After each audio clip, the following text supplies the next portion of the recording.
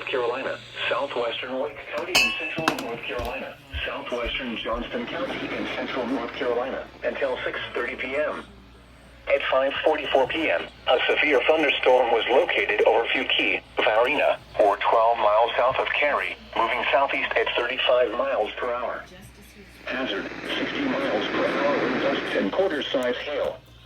You can barely see it in San Jan. Impact, hail damage to vehicles is expected. Expect wind damage to roofs, siding, and trees. Locations impacted include Smithfield, Fuquay, Varina, Angier, Benson, Holly Springs, Coates, Four Oaks, and Coates Crossroads. For your protection, move to an interior room on the lowest floor of a building.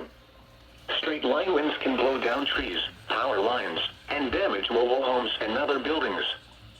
Seek shelter in a sturdy structure until the storm has passed. Now it comes on. Stay away from windows as flying debris generated by damaging winds can be deadly.